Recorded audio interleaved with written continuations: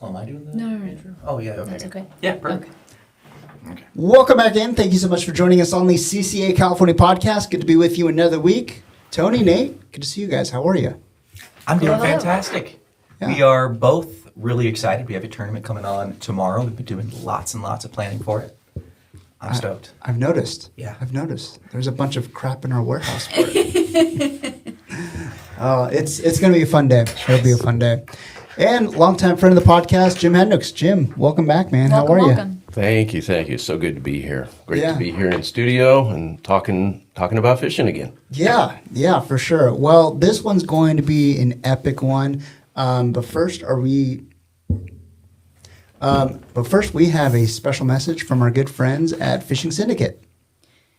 Here at CCA, we are syndicated. Fishing Syndicate offers one of the best lineups of premium fishing rods designed, prepared, and built by fishermen for anglers of all ages. That's you.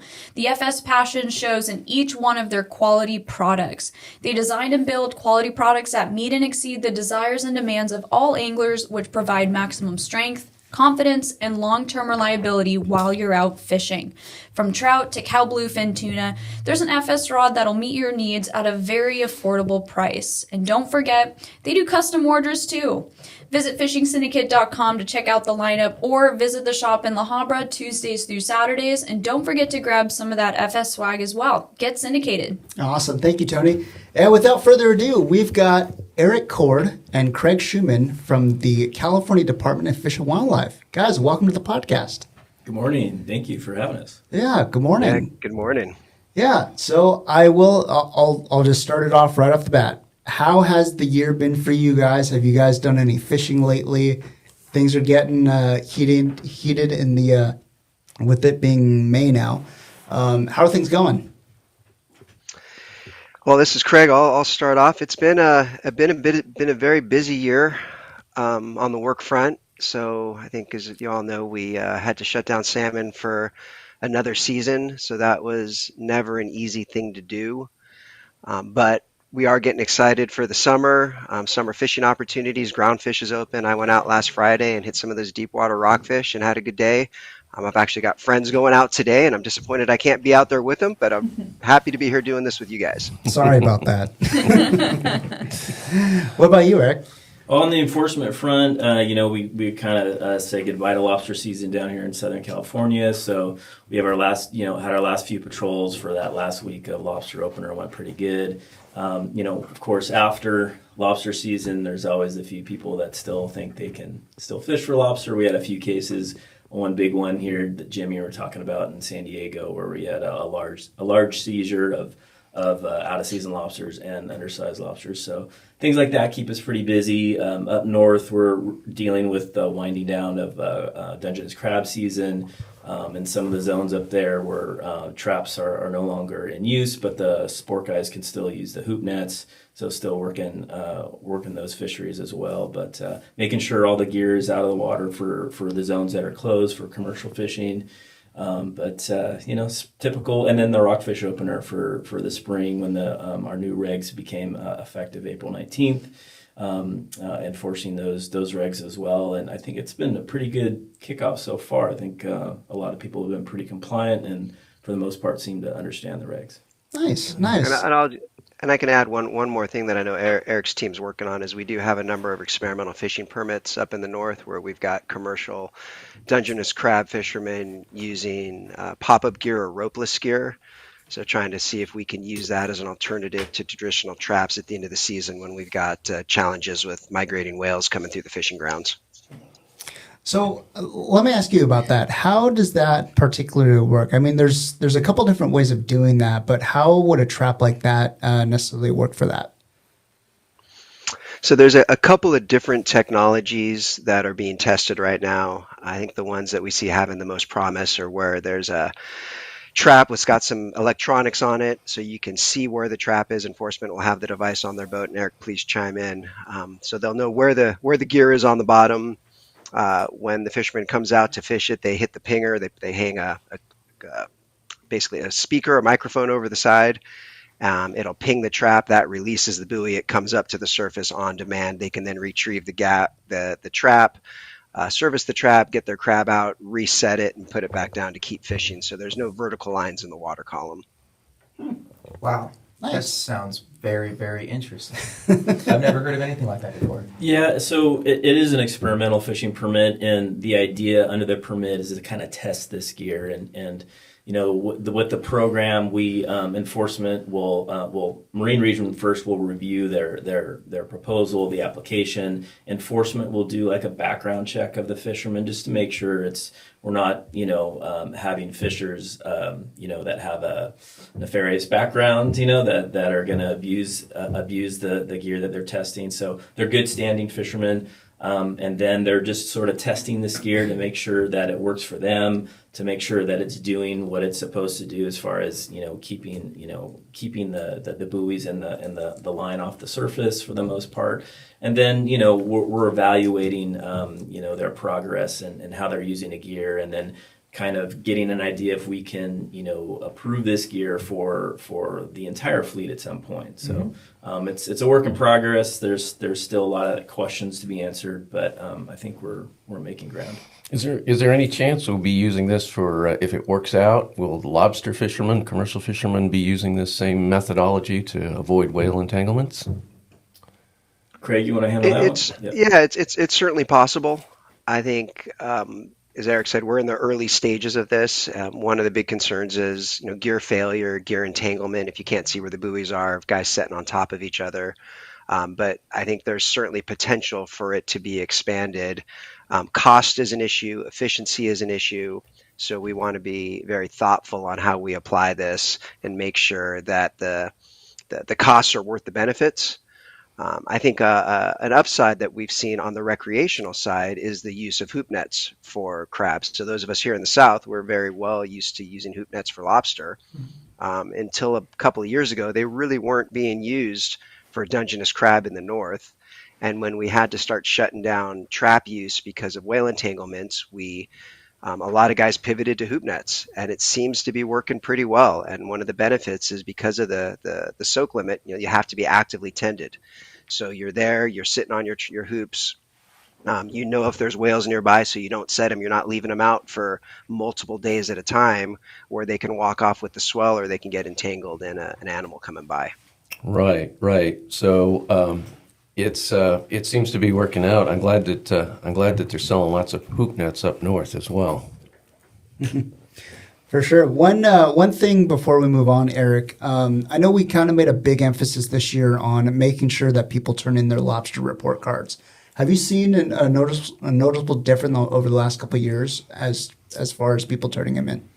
I probably need to refer that to Craig. I know when people don't turn them in, that there's the automatic fee that's applied for when you go get another one.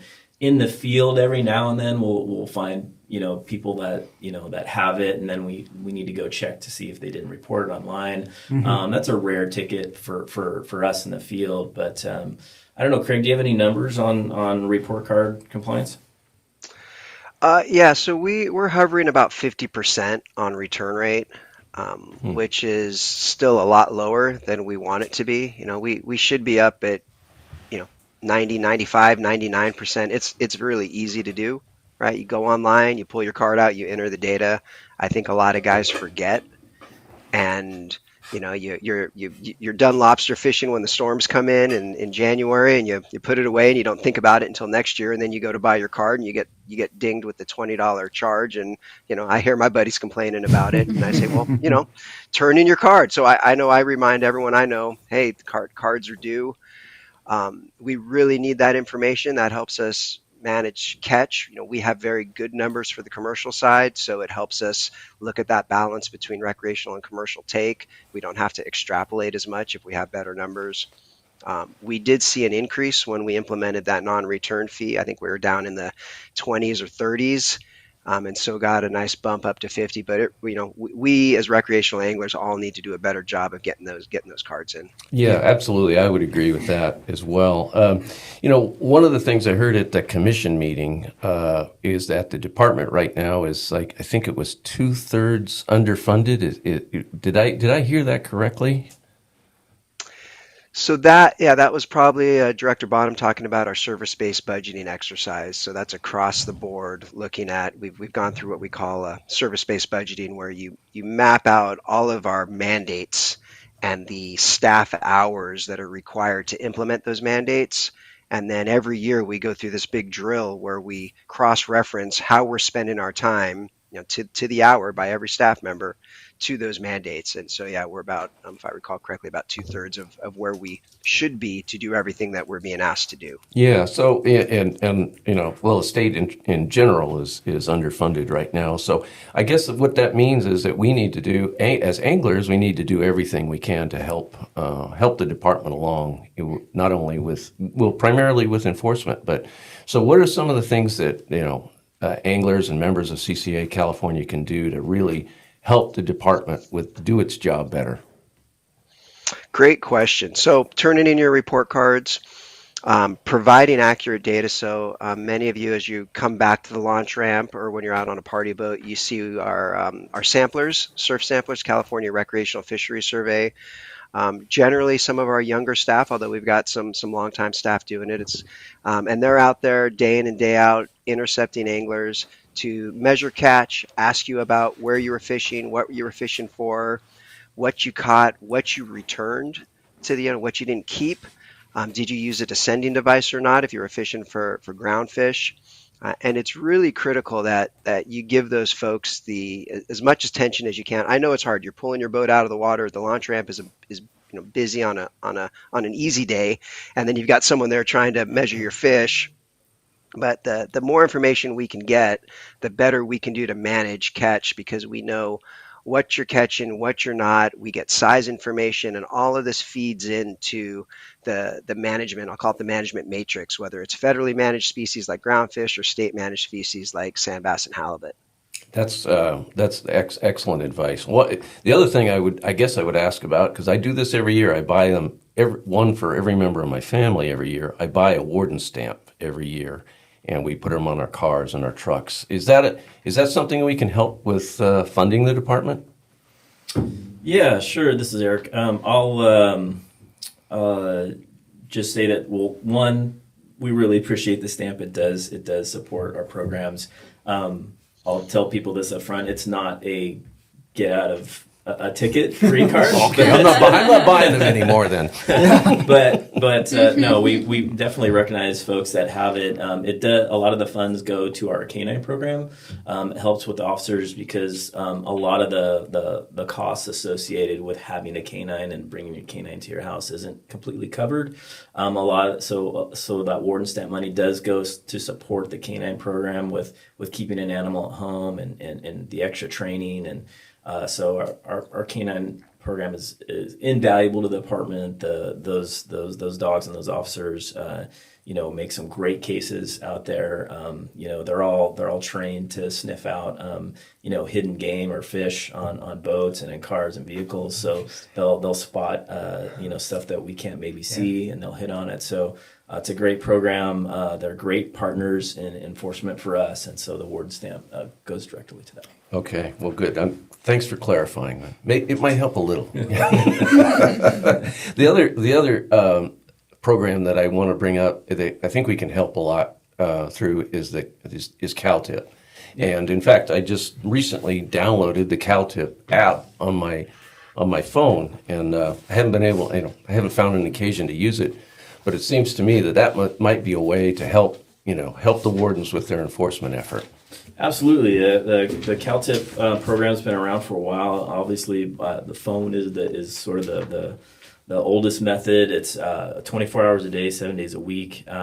When you use the CalTip, whether you call or use the Tip 411 way to text it in, or use the app, that call is gonna it's gonna go to the dispatcher.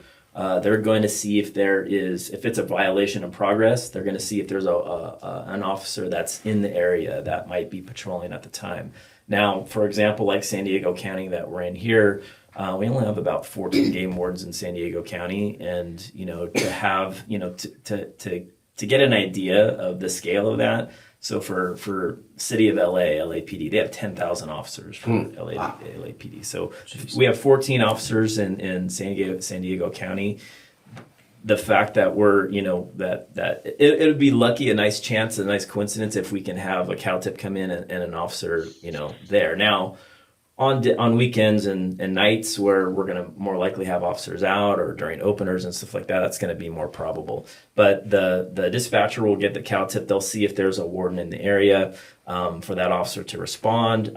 That's always great if you can get there as the case is happening. But let's say it's not a violation of progress, or there isn't an officer to be there right at that time. We can use that as a report and start an investigation. If it's if you're really detailed, you can, provide as many details as you can, or exactly what happened. If you have photograph or video, there's ways that you can communicate anonymously with the officer, like in the tip 411, or on the app. There's ways that you can have a two-way conversation with wildlife officers on the app and stay anonymous. So there could be maybe some additional information, maybe upon further questioning from the officer, that can help us out in the investigation. So they're great tools. Again, the phone, 24 hours a day, 7 days a week. The tip 411, where you're going to text, you send a tip by texting quote CalTIP, CALTIP, followed by a space and then the message to 847411. And then there's also the CalTIP app, of course, that you can download on your iPhone or Android phone. And at the very minimum, you're just basically building a case. You're basically providing evidence towards that individual. Absolutely. There's always the occasional poacher or someone maybe that does it once in their life, and maybe that guy's not gonna go out again, and we're not gonna catch that person. But poachers typically are repeat offenders. When they do it once or twice, they're gonna come back and do it again. And every time we can get a report on that or generate intelligence on that, that's gonna give us a better ability to guess when and where that person's gonna be. We can wait for that person. We can set up a detail. We can covertly or overtly watch this person and get them when they're coming back with the goods in hand. Mm-hmm.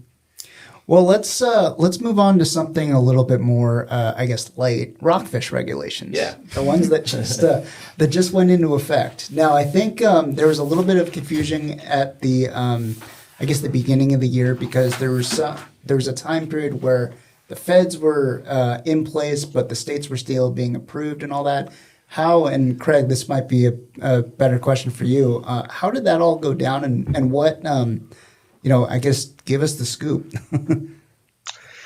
Yeah, I'll try to distill it down. So, Rockfish managed through the Pacific Fishery Management Council.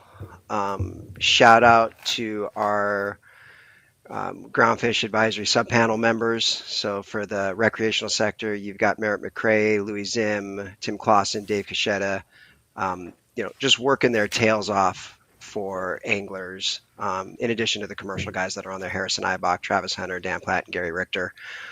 Go into those council meetings and really pushing the science as far as we can. What happened last year in 2023, quillback in the north was what we call a constraining species. The stock assessment came back showing quillback were in really bad shape. And the teams do the best they can to structure the seasons so we don't overfish the constraining species, but still provide opportunity for all the other species we want to catch. In 2022, in 2023, we hit our targets for quillback, and we had to shut down the season midstream. Because groundfish is managed on 2-year cycles, we then had to do an in-season adjustment for 2024 so we could get people back out on the water. So typically we have a 23-24 cycle. They're working on the 25-26 cycle right now. We had to do a midstream adjustment, an in-season adjustment for 2024. And that's why you saw some of that action at the council, the teleconference at the Fish and Game Commission meeting in March, trying to get everything in place by April 1 to align both the federal regs and the state regs. And then you've got the bureaucratic processes where it has to go through the Office of Administrative Law, get the regs in place, and so did create some confusion there. So, Wow. So that's a pretty in-depth answer. So on April 1st, when the season opened, I'm gonna point to one species here, the vermilion rockfish. You could still the old limits applied. So the sub-bag limit for vermilion was 4 last year. When it opened on April 1st, it was also 4. And then when did that limit go down to 2? On the 19th, when the regs were officially Okay, approved. so up until the 19th, anglers could have legally caught a sub-bag limit of 4 vermilion rockfish up to that point. We were basically operating under last year's regs that we opened with. Until the new regs were approved, we continued business as normal, using last year's booklet, last year's regs, fishing under those rules. Yeah, and I know it was kind of a little bit confusing for everyone. Tip my cap to Craig's team and the outreach team. They did really the best that they could with answering questions and whatnot. But yeah, once the 19th kicked in, then that new bag limit kicked in, and all the depth regulations as well. So everything's good. Yeah. Well, I was just saying, and in a perfect world, those regs would have been effective April 1. But because of the timing of that commission meeting on the 26th and the process it takes to get regs in place, that's where we had that delay until the 19th. So it did create that confusion for anglers. Tip my hat to Eric and his team for trying to deal with the stuff in the field. But now we are under the new regs. So Southern California, 2 fish vermilion limit, 1 fish copper. And I think the big one, and thanks to Wayne and CCA, descending device. Yes. So now all anglers fishing for groundfish need to have a descending device on board ready to use. I think that's something that many of us have been doing for years. You guys have been pushing for it for years, and now we've got it in place. So I think that's a great example of how working together we can get some good things accomplished. And then when we use those descenders, we get credit for lower mortality levels, lower take levels of those fish that we catch and return. So it's really important to use the descenders and then report use of those descenders to those samplers that I talked about earlier. So when you're stopped at the launch ramp and the CRFS survey person asks you, they will begin asking you, how many rockfish did you descend? Will that be on their survey form? Okay. That will be one of the questions. How many did you release, and did you use a descender? Excellent news. So the one thing I also want to point out on the vermilion 2 fish limit, that sunset rockfish, which look very, very similar to vermilion, are included in that sub-bag limit now. So you can catch 1 vermilion and 1 sunset, you can catch 2 vermilion, or you can catch 2 sunsets, but you cannot keep they're so familiar. They look so familiar, so similar to each other. They're just going to look like vermilion. Yeah, I mean, I couldn't tell you a sunset from a vermilion. I didn't realize there was a sunset rockfish until these regulations came out. Well, and about 5 years ago, we didn't really have a sunset rockfish in California. So yeah, thanks to DNA testing, we now know. Is it a subspecies of vermilion? Do you know of any genetic testing that has been done and where they kind of branch off from vermilion? I don't know offhand, no. Okay. That'd be interesting. Yeah, I think it's currently classified as a distinct species. That's interesting. Yeah. Now, I know the other part of the rockfish regulations that I was curious about is that they now have depth limits that change throughout the year. I know that right now I believe it's is it shallow for the first part of the year, and then it goes to all depths? Yeah, okay. so we're all depth right now. Gotcha. Come July 1, we'll go less than 50 fathoms, and we've got those waypoints on there. And thanks to Ken Frankie and SAC for getting those up on their website. And then October 1st, we go greater than 50 fathoms.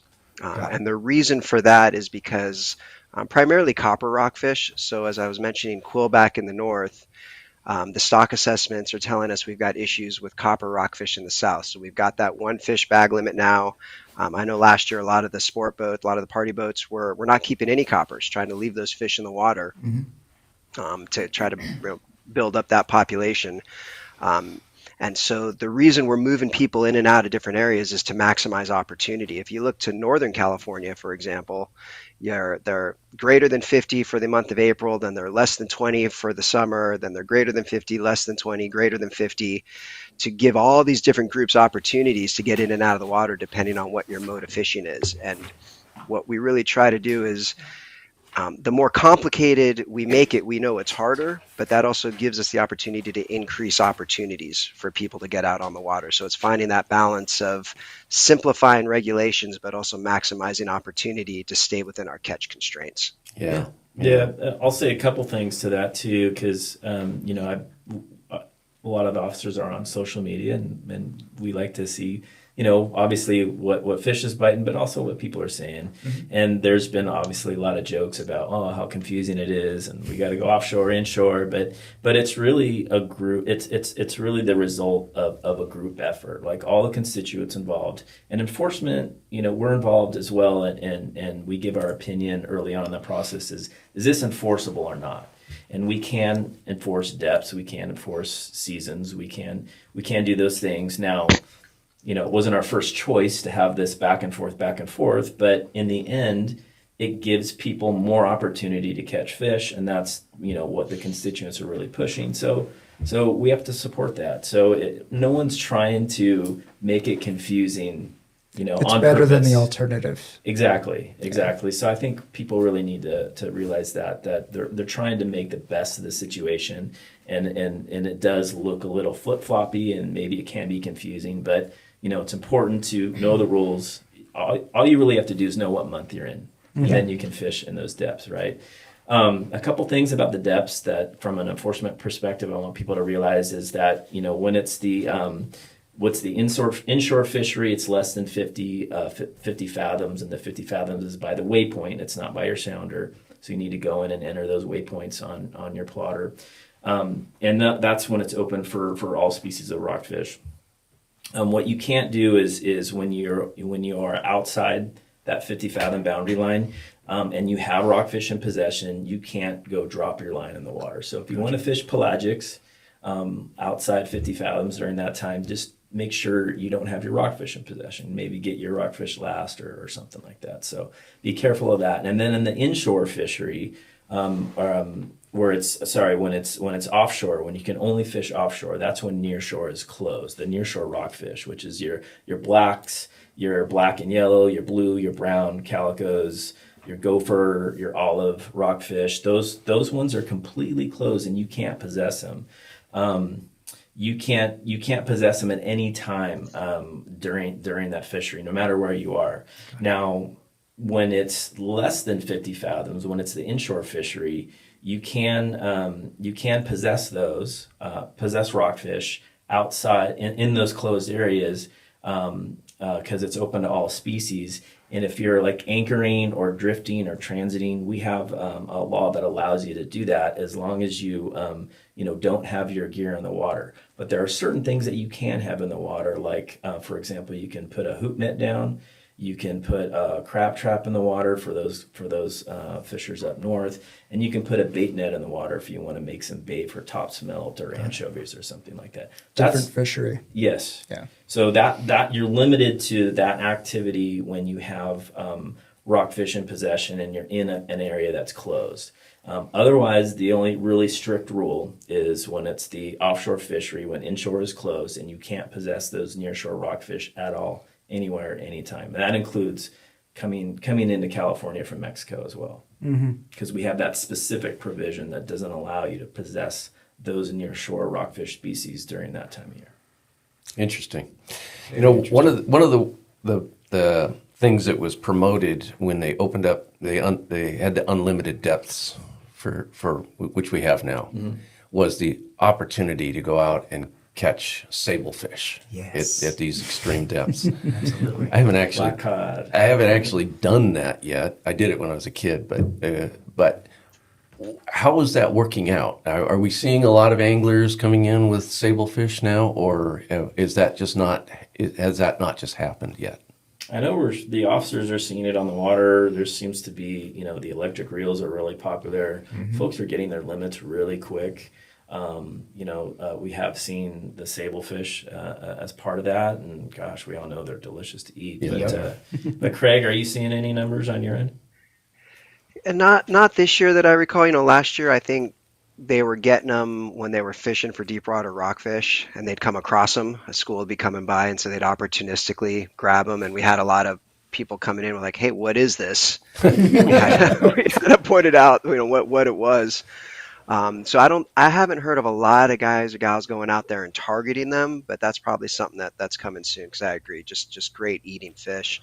Something else, new for this year that is really exciting is the opening up of over 4,500 square miles of ocean that's been closed for 20 years. So a lot of those cod conservation areas, aside from a few essential fish habitat exclusion areas, we've opened up a ton of deep water that hasn't been fished in a long time. And so we're getting reports of really good big fish coming out of those areas. And that's because cod has been rebuilt. So we're looking at, can we start fishing that area? What is it going to look like this year? Right now, you can't retain cod. And I know we're getting a lot of questions about it what do I do? Use a big heavy weight and get that fish back down, Right. And hope it stays down because, that thing's filled up with air. You need a big weight to get that thing down. And we'll start looking at catch. And maybe in the next couple of years, we might be able to start opening up some cod retention opportunities. Excellent. I want to point out that some of the prime areas that you might think about that are in the CCAs are, like the Osborne Bank and places like that. You cannot fish; those are off limits within the CCA still. So you've got to go to. I think the Cherry Bank is off limits as well. So some of those exclusionaries, yeah. Most of the classic zones my dad used to talk about. Some of the areas where I really want to fish, you still can't fish. But I just to credit the CCA and also the wildlife organizations, it is fantastic that these areas that have been closed for so long are opening back up. It's giving opportunities to anglers to get out there and fish some pretty much virgin zones now. And as long, and I am completely in agreement with the sequelizer or the descending devices. I think that is going to keep the population really strong of these big rockfish like cowcods, or my dad used to call them warthogs. I think they're called bronze-spotted rockfish. But all those deep water species that need to go back down, the big breeders, we should send it back down. So these regulations make sense. I'm glad all these areas open up. And, it might take one more look to see what month you're in to see what's open. But if more zones are open and you can fish everywhere, I think it makes complete sense. So, yeah, it takes a little bit of adjustment, but the regulations to me, I think are a huge win. Yeah, and it's the right thing to do as well. Yes. Craig, I'll throw this one to you. With the new CDFW app, the license app, is there going to be an opportunity for to utilize that app for instant regulation changes or any information that needs to get out to anglers? Yes. So thanks for bringing it up. We do have our online license app now. It's many years in coming. So again, thanks to efforts of CCA, Cal, and others, we've got our 365 license. So you buy your license. It's good for the full calendar year or the full 365 from the date of purchase. And now you don't have to carry it in your pocket. You can carry it on your phone. So you can download the CDFW license app from the App Store, put your information in there. You've got it with you wherever you've got your phone. We are working on a resident app for fishing regulations. This has been the bane of my existence for since we stopped printing reg books. I'll be honest. I told them when we stopped printing reg books 5 years ago, all right, we can stop printing to save paper, but we got to have a tool for anglers on the water that works without cell phone coverage. And it's proven to be extremely difficult to get our regulations into a database that can be effectively transferred to a resident mobile app. One of the reasons is because our regulations are really complicated, as we just talked about. We do have a number of tools available now. So our website is the best source of information. You go on there, you can click, if you're fishing for groundfish, you can get in there, you can see all of the groundfish exclusion areas, you can see the when things are open and closed, all of the regulations. We also have a mobile website that will give you information based on where you are. You have to drill down through a couple of pages to get that information, and you have to have cell phone coverage that has data accessibility. So it's not you can't download it before you get on, before you leave in the morning and have it with you without coverage out on the water. And that's really what we're working on. And I'm hoping in a couple years we'll have that ready to go. Very cool. Very cool. Eric, the two most common questions that we've gotten so far is, A, do I need a descending device on board when I'm only fishing pelagics? And B, can I have, or do I need my paper copy of my fishing license? Or can I show the app? Those are the two most common questions that we're getting from anglers as of right now. Yeah, the descending device is going to be required for when you're taking or in possession of ground fish. And I definitely, Nathan, you mentioned the Sequelizer. That's a device that, I really like personally. You don't want to get into, I've heard some of the discussion out there of putting like an upside down hook on your line, especially because in rockfish, you're only allowed two hooks or 2 lures per line. And if I've heard some ideas, well, I'm just going to put an upside down hook, on the top of my, well, you're putting another hook on your line. So that wouldn't be legal. And the other thing is you're only allowed 1 rod per person while you're trying to take or attempting to take rockfish or taking rockfish. So you don't want to set up another line with an upside down hook, because then you've got that second line, and it's for all legal purposes it's still a hook, even though you may be saying, oh, I'm using a descending device. And we don't want you don't want someone to take advantage of that to say, oh yeah, like my second rod setup is going to be my descending device, and they're really not, right? So those are the things we have to look out for. But no, when you're fishing pelagics, you don't have to have that with you. Now, if you have rockfish in possession and you're fishing pelagics, you still want to have that descending device on board and ready to go. Okay. And then your second question was, do I need my physical copy of my fishing license, or can I show it on the app? The app is acceptable. There is a law on the Fish and Game Code that says the department is required to accept electronic versions of a license. So the app was made for that purpose, and it's an acceptable form of license. I always recommend, if you have the paper copy, I always recommend that as well, in case you have any issues with your phone.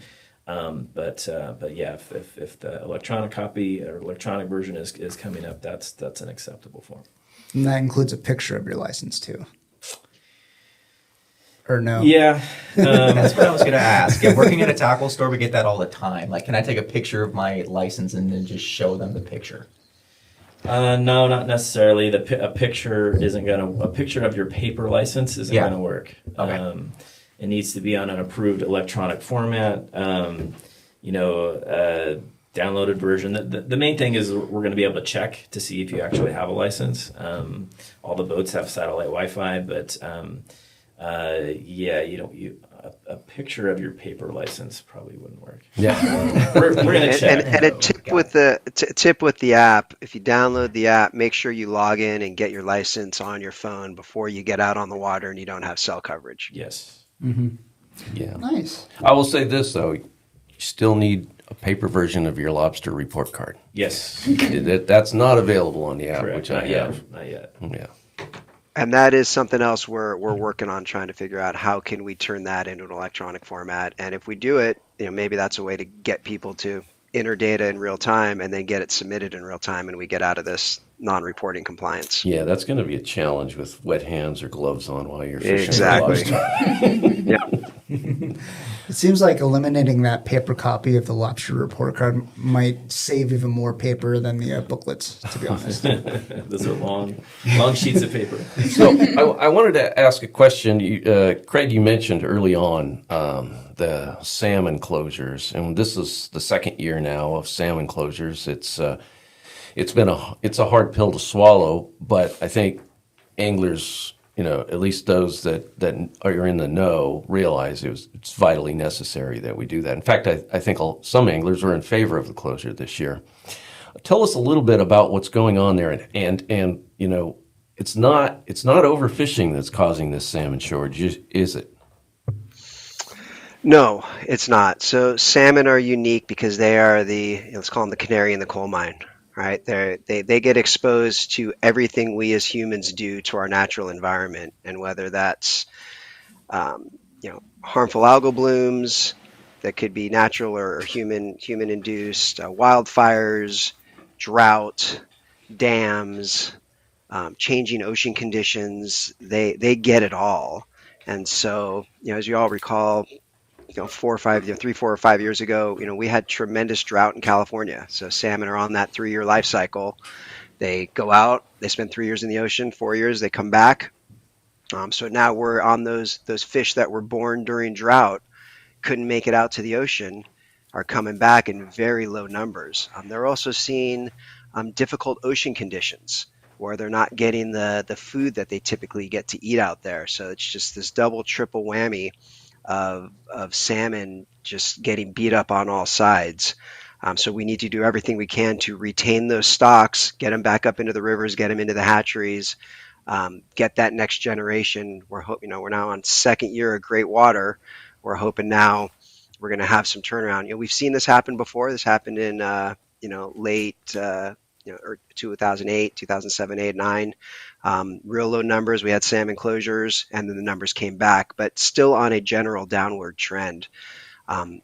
Really excited about the removal of the dams on the Klamath River Basin. Huge opportunity there to restore that basin, create a tremendous amount of pristine habitat that fish haven't been able to get to for almost 100 years. So that'll be exciting. I think more opportunities like that in Southern California as we look about recovering steelhead populations as some of the dams in Southern California coming down. Excellent. Well, thank you for that explanation.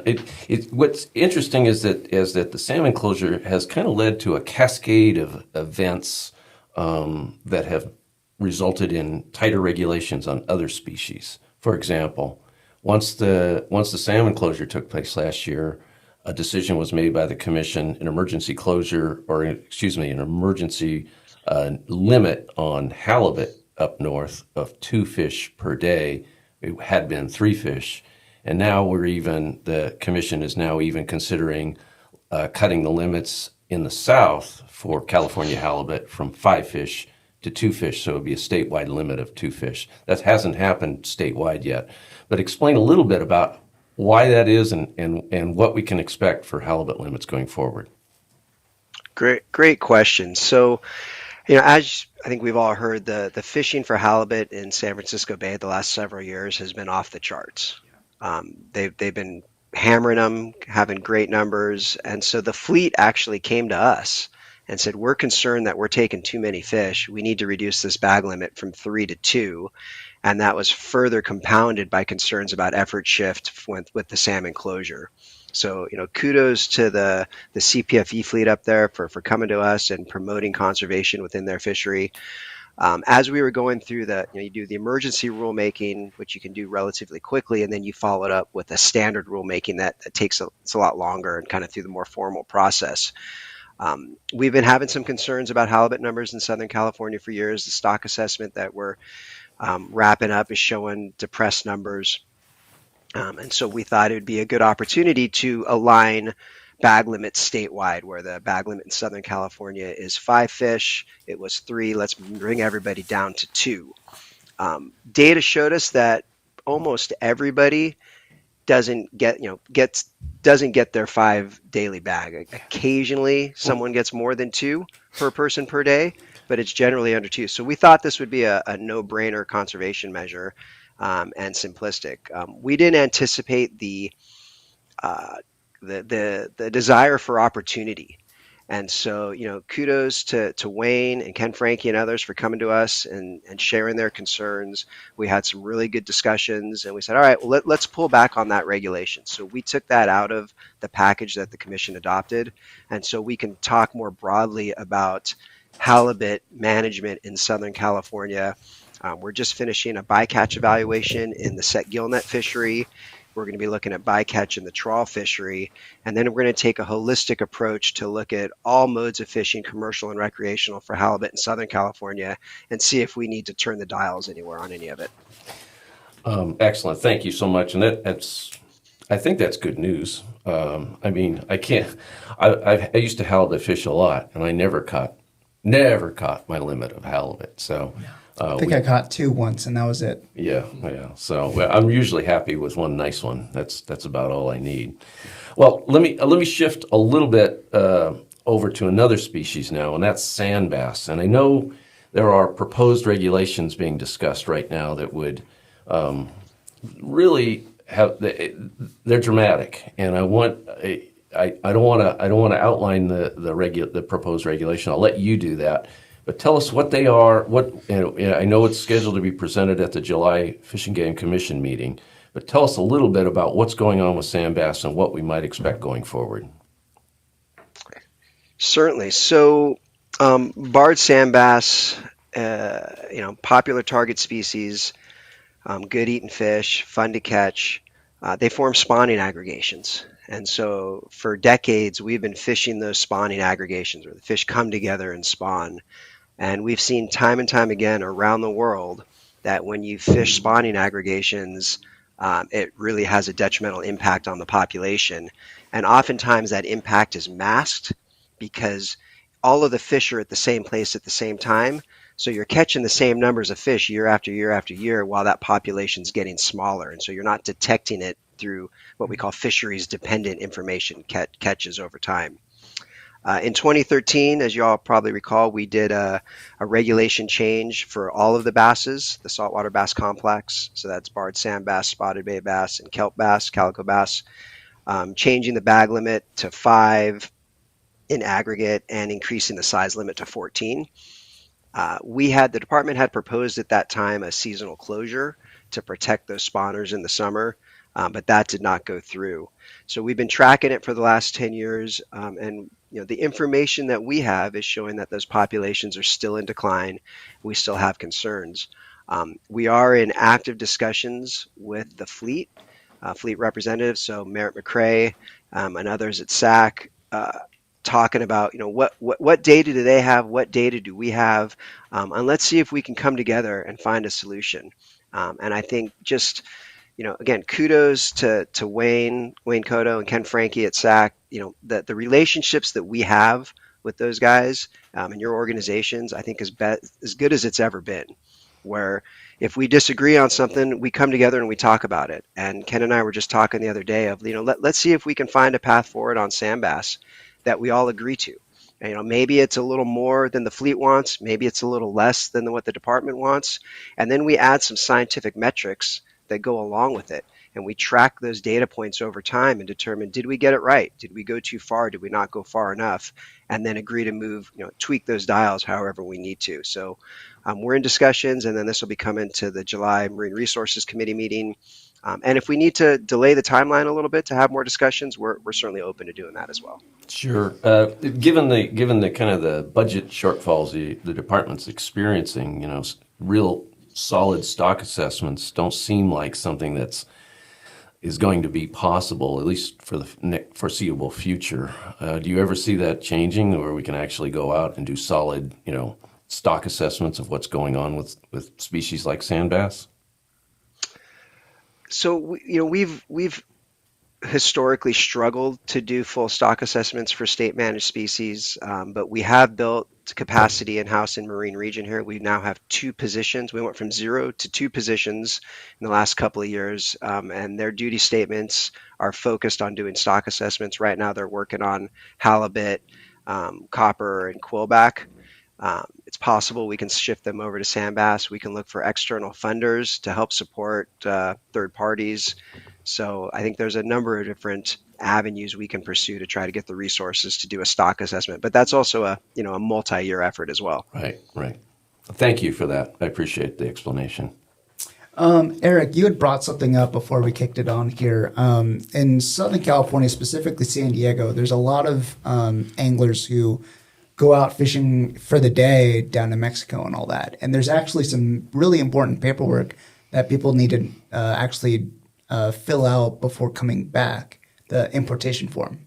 Yeah, it's a declaration for importation into California. And The way the law reads, there's a section in the Fish and Game Code 2353 that sort of outlines it, and then it's also in the Title 14 that has more about the form, which is 712.5. If anyone wants to look it up, but basically it says you can bring stuff into California if it was legally taken outside California, and it's not expressly prohibited in California. So, so for example, in Mexico, there are no short fish in Mexico. There's no size limits, right? But in California, we have size limits. The fish that have size limits are an undersized fish. It's expressly prohibited in California. So you can't, even though you legally took it in Mexico, you can't bring that fish back into California because it's prohibited here. But assuming that it was taken legally, meaning you have all your, your Mexican licensing and permits, and then it can be legally imported into California. You fill out your declaration of entry form, and you can either fill out a physical form, print it out, or you can do it online. And the form needs to be filled out at or immediately prior to the time of entry into the state. So that would be when you come into state waters, 3 miles offshore. So it needs to be filled out then, and then you have 24 hours to turn it into the department, either have it postmarked within 24 hours of the time of entry, or if it's submitted online, it's done almost immediately. But on our website, it's available. If you click around for declaration for entry forms, you can fill it out online and submit it. But yeah, that paperwork is required to bring in any fish, even if you're hunting outside of the state as well. It covers hunting or inland fishing from outside the state, bringing it in. You need to have that form filled out prior to the entry. Really important to do. Yes. Yeah. Now, as part of the form, do you also have to prove that you have a Mexican fishing license as part of that form?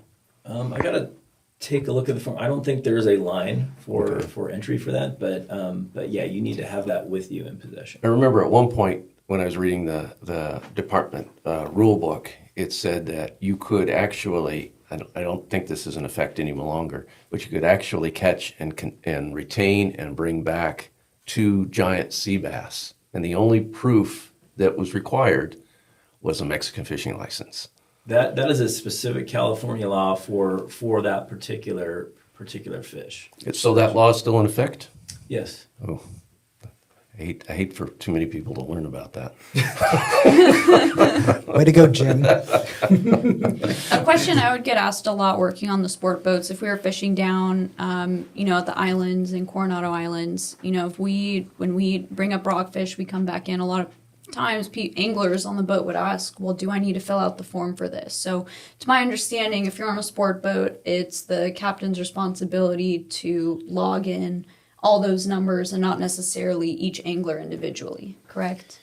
Yeah, as a past practice, we've allowed that the CPFV logbook fill the requirement for the declaration form for entry. So as long as the skipper is doing their due diligence and filling out their logs and making sure it's filled out prior to them coming back into California, that will serve as the declaration for the passengers. Interesting. I remember one time I came back with from Mexican waters with tuna on board, and a warden stopped us and wanted to look at them. He asked to see our Mexican license, and to make sure. And why, I don't know. I mean, because we weren't over limits, but he wanted to know. He wanted to see Mexican licenses. Yeah, that's a good topic to bring up. A lot of people aren't sure. Well, do California game wardens have the authority to ask for Mexican licenses? And what it comes down to is we're enforcing the importation into California section, so that 2353 section. So we need to make sure that it was the fish were obtained legally outside of the state, and that is the connection to the Mexican license. So that's required even if you go down to the 425 and catch a limit of, which is Mexican limits are 5, catch a limit of yellowfin and bring them back, you still have to fill out that importation Yes. documentation. Yeah, and we're trying to determine, where did you get the fish from? Mm-hmm. I mean, all we have is to go by is what you're telling us and what your licenses say. And you have to, if it's coming from Mexico, you need to prove that it came from Mexico with your license and with the declaration for entry. Interesting. Otherwise, we treat it as California fish. Right. Eric, when you're out in the field and all that, do you ever, is having your plotter or your waypoints kind of a tool to kind of prove where you've been and where you have been fishing? Sure. I mean, if there are cases like in MPA cases where we need to ask a fisherman, hey, show us your plotter. If you said you were out of it, show us your plotter, and that's a consent. That's a consent search. An officer can't search your electronics without a warrant. But if someone's telling the truth or think they're swearing they're telling the truth, then show me your plotter, open it up. Tell me, show me where you've been. Now, there's been a few MPA poaching cases. A big commercial one that we had recently out at Santa Barbara Island, where a fisherman was using quote spreader gear. I don't know if you're familiar with what spreader gear is.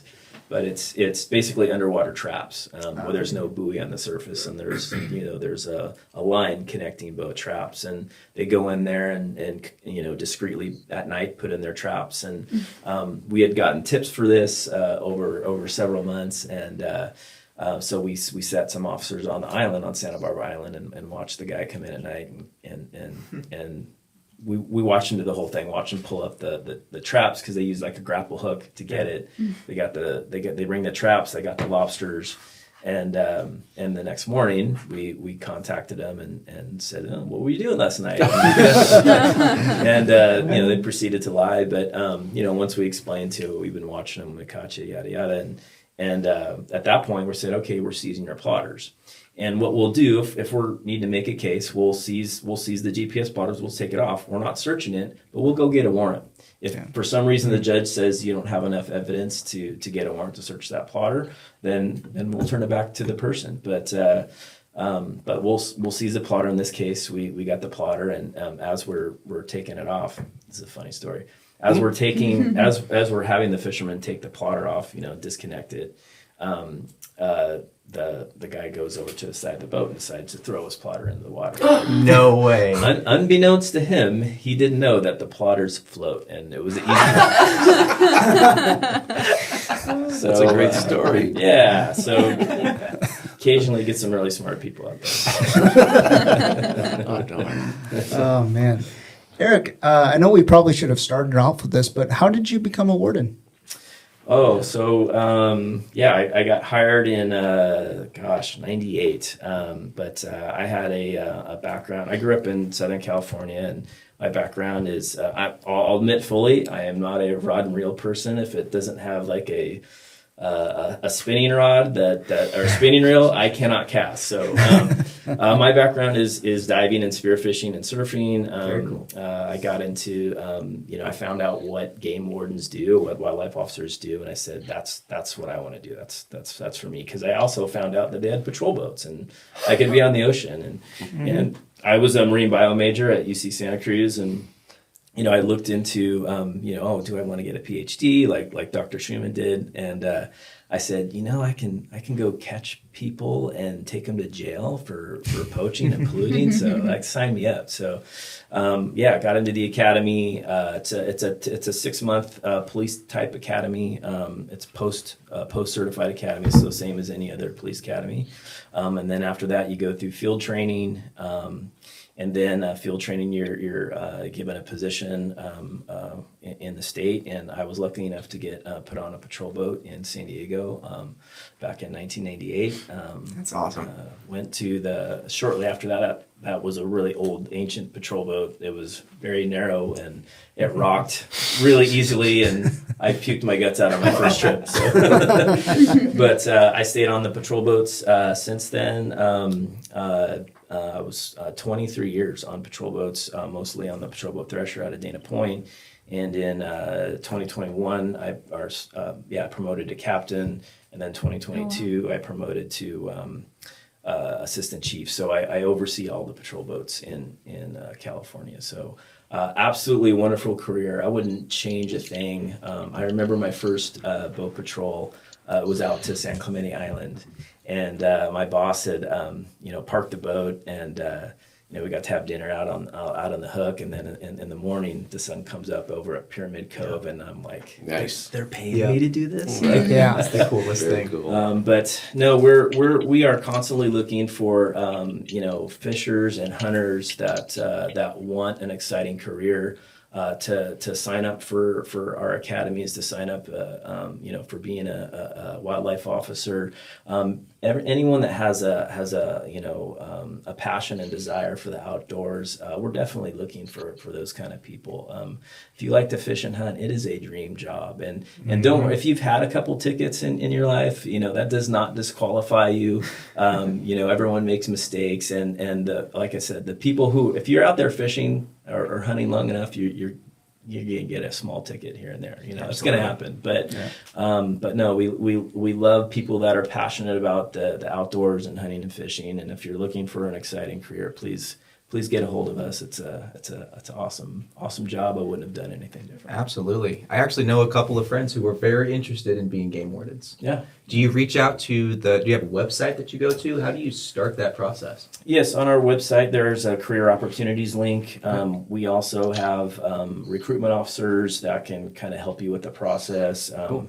I can leave you my contact information and have them get a hold of me, and I'll hook them up with our recruitment officer. Sure.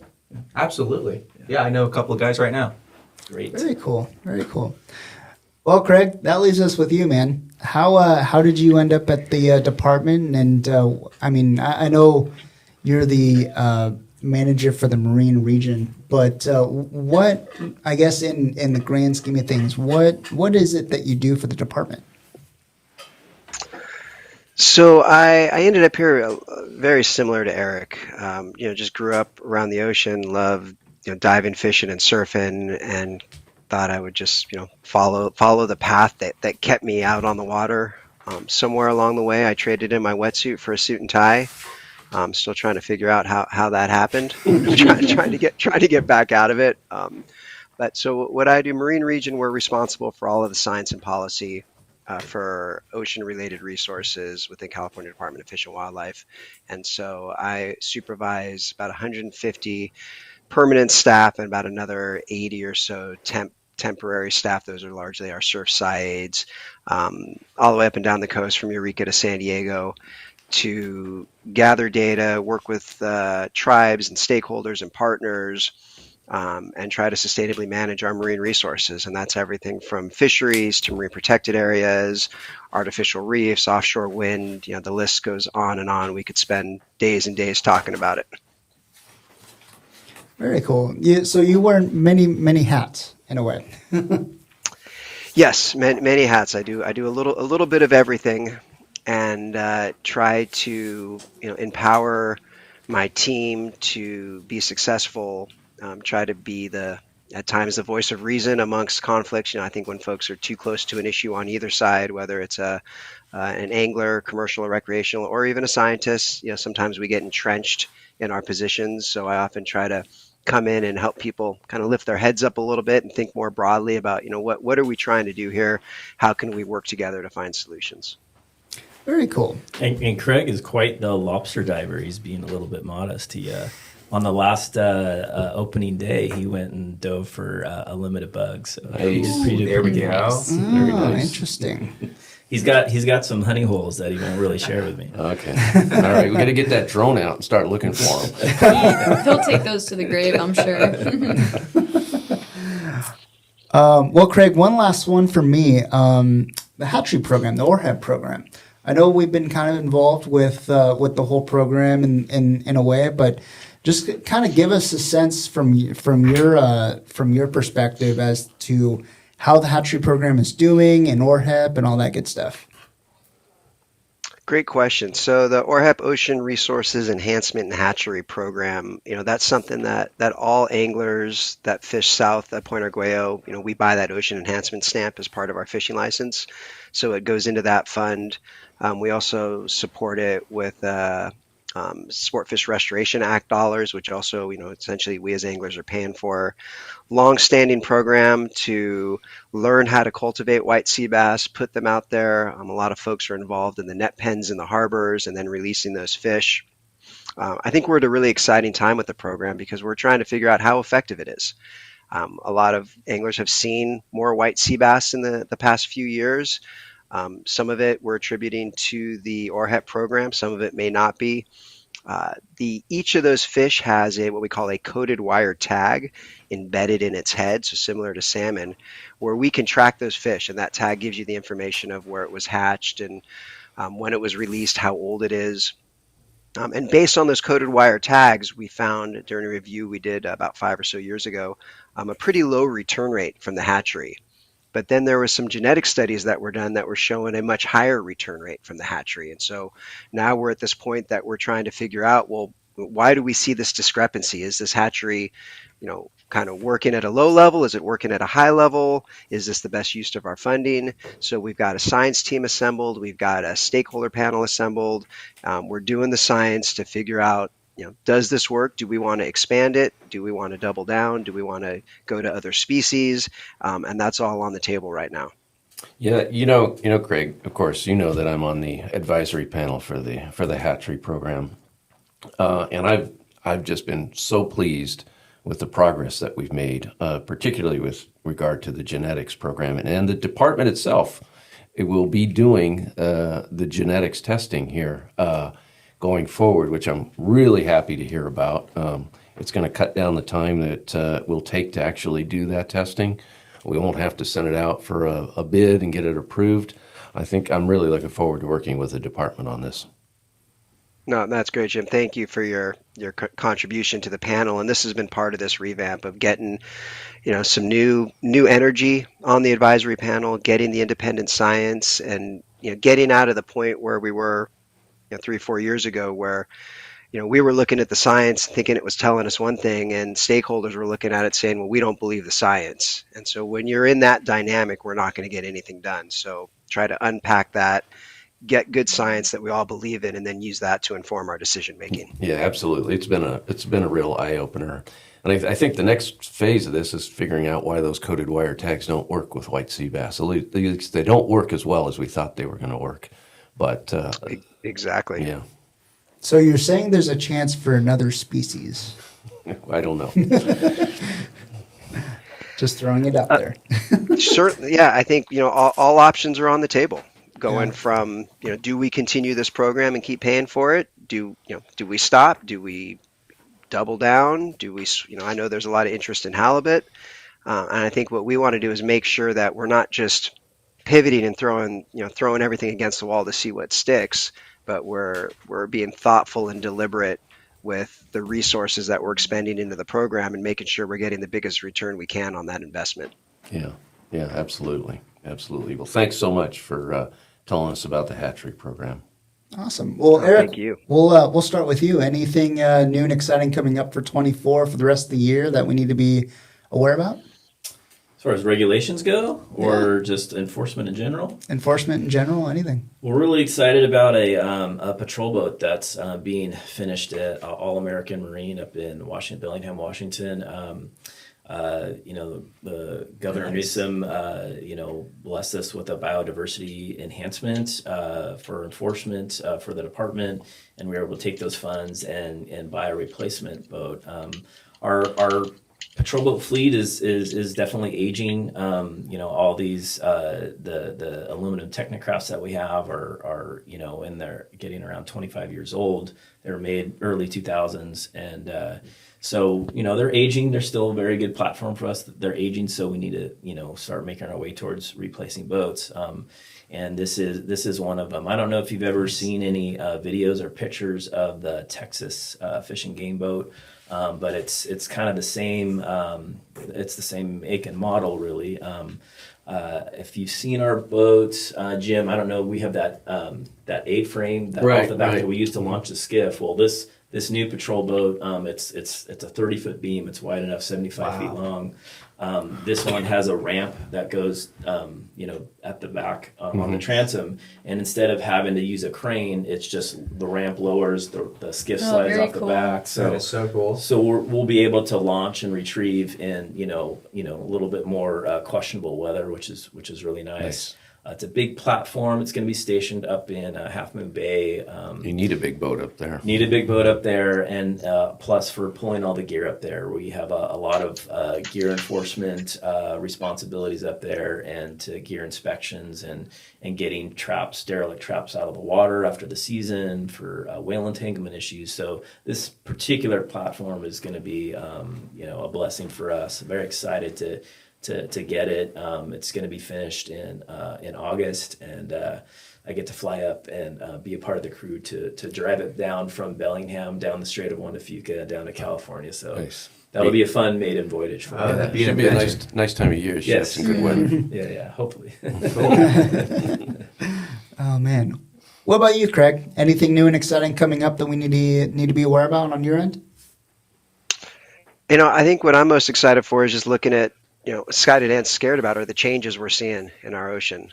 And, salmon's closed, but, we're seeing, are we going to get another year of mahi-mahi like we had a couple years ago? So I'm in the Santa Barbara area. We had bluefin 12 miles offshore of Santa Barbara last year. And so what's going to happen this summer if we get another warm water push? Are we going to see those pelagics coming up the coast? That's always exciting to see those changes and see guys going out there and getting them. Yeah, it is. That was 2 years ago. It was incredible. It seems like you couldn't throw a rock and hit a school of mahi. Yep. Well, guys, certainly appreciate the time and coming on the podcast. Really do appreciate that. Eric, we'll start with you. If someone has any questions on the enforcement end or anything like that, where do they go? As far as regulations go, I would always refer to their website, and we've made some really good strides in making sure the information is there. If you download our ocean fishing sport regs book, there is a QR code in there, in one of the beginning pages. It's a link that takes you directly to our groundfish summary tables. So. Department website is probably the best go-to source, and then we have the career opportunities link there. You can find out more about becoming a wildlife officer or a CDFW biologist. So always the folks that run the website and manage the website do a great job. Yeah, they changed the format a little bit this year. A little easier to navigate. I think so. Yeah, which is always helpful. Absolutely. And Craig, what about you, man? Anywhere that we need to direct folks whenever they have questions about the marine sector or anything like that? So like Eric, website's the best source of information. We also have an email address, askmarine, ASKMARINE @wildlife.ca.gov. We've got dedicated outreach team responding to inquiries in that. So if you can't find what you're looking for on the website, go to that email. And we're always looking for feedback. We want to, we work for you. And so if there's changes you'd like to see on the website or how we present fishing regulations, let us know, because we want the feedback. We don't want to do anything in a vacuum. We want to make sure we're serving you all as best we can. Excellent. Well, Craig, Eric, thank you guys so much for joining us on the podcast. We certainly appreciate it. Hope to see you guys out on the water there. Absolutely. Thanks for having us. Yeah, thank you so much. Appreciate it. Yep. Well, that's going to do it this week on the CCA California podcast. Make sure to go follow us on Instagram at CCA California, and make sure to go register for the 2024 STAR Tournament at ccacalifornia.org/STAR. And we will see you guys next week. Take care.